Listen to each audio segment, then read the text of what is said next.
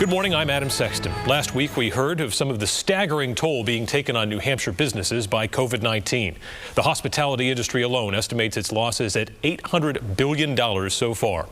Here to discuss the problems and potential solutions is Commissioner of Business and Economic Affairs, Taylor Caswell. Thank you for joining us, Commissioner, on this Sunday morning. Good to see you.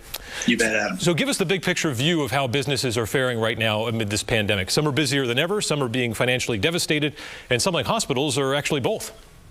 Yep. Well, it's a little bit of a mixed bag, but for the most part, what I wouldn't give to go back to a 2.6% unemployment rate and not having enough people to fill the jobs that we have in New Hampshire. I mean, the unemployment numbers are staggering, unlike anything we were, and it's hitting entire industries at a time. The hospitality industry, in particular, our restaurants and our hotels, they've been really taken down by this whole situation, and we're very cognizant of that. Manufacturing has had its own issues, and as you mentioned, healthcare has been kind of a both, where they're having to furlough people at the same time of needing more people to take care of the COVID crisis. And you're on the reopening task force. The governor has said you guys have to define the new normal of what it means to get back to business. What does that mean to you? Well, I think what it means is we're going to look at some sort of phased approach across separate sectors. So, what we see as available and moving forward for the restaurant industry might be different than what we would do for some other types of businesses. I know some others that we've heard about are hair salons and golf courses and other recreational activities.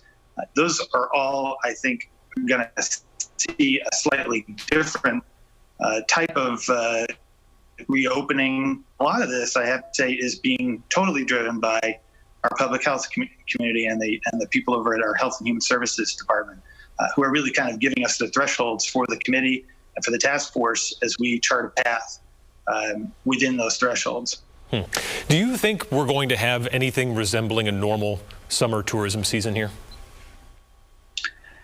It's really hard to say, Adam. At this point, we're looking at this probably going on for at least a couple more weeks. And then you start to get into what I call the behavioral aspects of this, that, it's not like we're going to get to a certain day where we say, oh, look, everything's great, we can all go back out and do our thing again. There's going to be a lot of hesitancy from a lot of people, I think, to do anything like that, to go to sporting events or to go to the beach or to go where there's going to be a lot of other people. And that's just something we can't predict at this point. We're doing everything we can to sort of give, hopefully, some opportunity to businesses to make the case and to help bring some more customers in. But that's kind of the unknown that we're all dealing with here, is what the customer sort of reaction is going to be over time. Right. On the business side, there's a strong urge to reopen, but then Steve Dupree, a big name in the hospitality industry here in New Hampshire, urged caution when he was before the Gopher Legislative Advisory Board last week. He said he'd rather have restrictions remain in effect rather than open too quickly and see a spike that could leave a reputation or leave a mark on the state's tourism and business industry. What are your thoughts about that?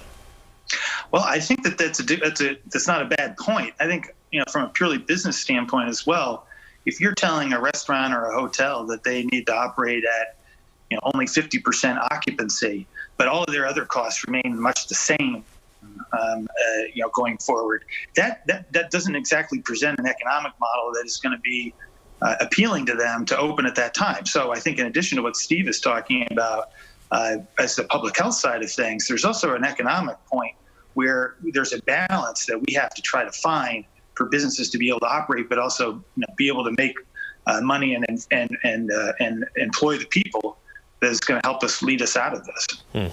A big piece of the reopening concept is workforce.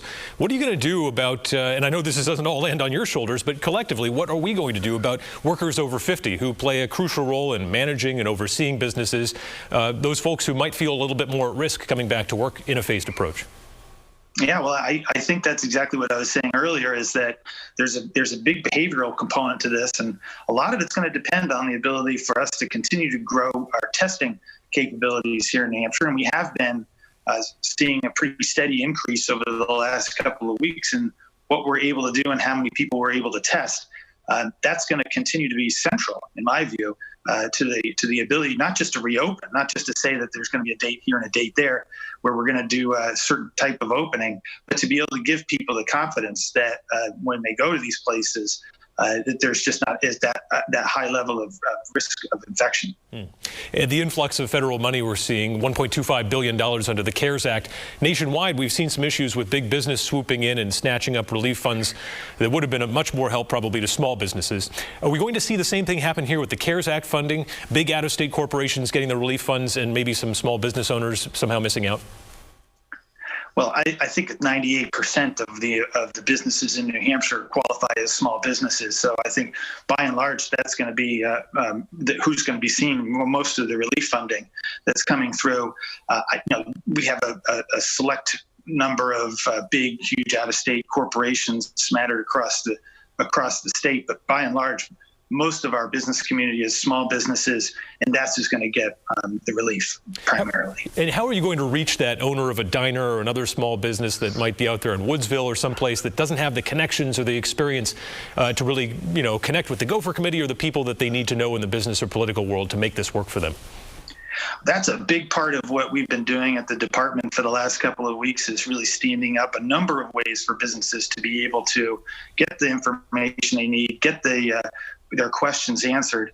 That's all on our website, which is nheconomy.com/COVID-19, where we've got all sorts of resources for people to be able to see what exactly is available out there right now. And if they have questions, we do have a business help category where we can answer questions from our staff, which is remote working at home, but they're able to answer questions quickly for businesses to be able to help them access those programs. And as this continues to go and we start to see more money from the feds, hopefully for the payroll protection plan program and the economic injury loan program from the SBA, while those are federal programs, we've got our staff in a position to be able to be helpful, I think, in addition to the federal staff, to help businesses get access to these programs, which are really critical. And COVID-19 is obviously life or death for the population, but when it comes to the business impact here, there are a lot of people out there who see their livelihood or their life's work within a business potentially slipping away here, and it feels very similar in terms of loss. Clearly, tremendous pressure from some folks to reopen, to loosen restrictions. What's the response when a business owner comes up to you and says, gosh, you guys are killing us, we've got to get this thing open right now? Look, I understand. This is not any kind of situation that I ever foresaw myself being involved with. Like I said at the outset, we had one of the strongest economies in the country, and this pandemic and the public health that risk that it comes with is putting all of us in a really difficult position. I don't think it's something that the governor or myself would ever hope that we would, would ever wish that we would have to do to sort of slow this economy down, even close some businesses to protect the public health. We are very much motivated to make this come back as soon as we can. Again, understanding that we are in the middle of a global pandemic and these things require attention. But this is, it's a tough situation for everybody. And I think to the extent that we can all sort of see that and work together to get to the other side of this, it's going to be the easier that's going to be. Is there sort of a signpost within the next few months that you worry might be a point of no return for a lot of businesses, that they can hold out right now on some cash reserves, patching things together, but we might see maybe a real wave of business loss here maybe in the next few months? It's possible, unfortunately. I mean, my goal right now and the work that we're doing is to try to help as many businesses as we possibly can to keep their heads above water. I mean, we're not going to be able to make everybody whole. There's just not enough money. But I think if we can find ways to help businesses hang on, get through whatever period of time we've got coming here, get some people back employed and start to get some customers in the door, that's what we're really focused on. And, combination of the federal programs that are already in place through the SBA, as well as the programs that we are going to be developing as a result of this $1.25 billion that you mentioned, I think are going to help us get down that road. We're moving as swiftly as we can to get these resources queued up, and meet the regulatory requirements from the federal government and get them out the door as quickly as possible so that we can do just that. This is going to sound weird, but are there any silver linings here? Do you hear of any businesses that are really able to thrive in this environment? The silver lining for me has been we did an effort earlier on in this process to ask New Hampshire companies to come forward with their ability to provide PPE, manufacture PPE, change lines in their manufacturing organization or in their manufacturing company, or even transportation companies to move logistics around. That's been a huge bright spot. We've had probably 300 companies in New Hampshire that have signed up to be helpful on that front. And we've contacted all of them, and we've worked with all of them. Hopefully we'll be able to work with as many of them as we can. But just the fact that businesses are willing to step up, we have just a tremendous business community here in New Hampshire. And to the extent that we can all, as I said, try to work together, try to understand the situation and find opportunity where that might be right now, that's going to get us through this, I hope, sooner rather than later. All right, Taylor Caswell, Commissioner of Business and Economic Affairs, thanks for joining us this morning on Close Up, and good luck in the months ahead.